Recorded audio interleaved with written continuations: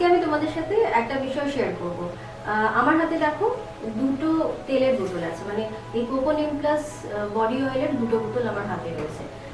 আমার এই হাতে যে বোতলটা আছে এইটাতে দেখো তেলটা একটু ঘোলাটে, আর এই হাতের তেলটা একেবারে স্বচ্ছ। এই তেলটাই তোমরা পেয়ে থাকো। তোমরা যখন তেলটা পাবে তখন এই অবস্থায় পাবে। এর নিচে তোমরা দেখবে একটা সেডিমেন্ট বা একটা লেয়ার পড়ে থাকে।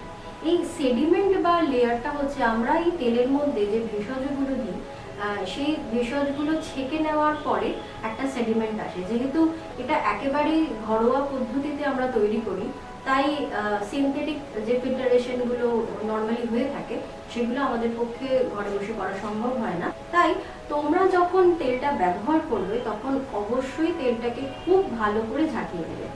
ঝাঁকিয়ে নেওয়ার পরে দেখবে তেলটা ঠিক দেখতে এরকম হয়ে যাবে, আর তারপরে তোমরা সেটাকে ব্যবহার করবে।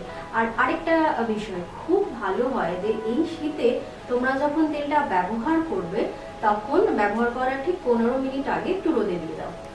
রোদে দিয়ে দিলে কি হবে, তেলটা একটু গরম হয়ে যাবে, আর এর মধ্যে যে ভেষজ উপাদানগুলো আছে সেগুলো আরো অনেক ভালো করে তোমার স্কিনে কাজ করবে। তাই এই শীতে সব ধরনের সমস্যার থেকে মুক্তি পেতে তোমাকে ব্যবহার করতে হবে কোকোনিম প্লাস এই তেলটা।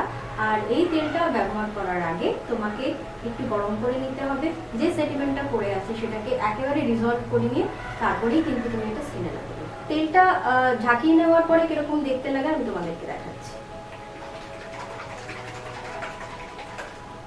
এই দেখো, এই তেলটা ঠিক আগে যে তেলটা ছিল এরকম দেখতে হয়ে গেছে।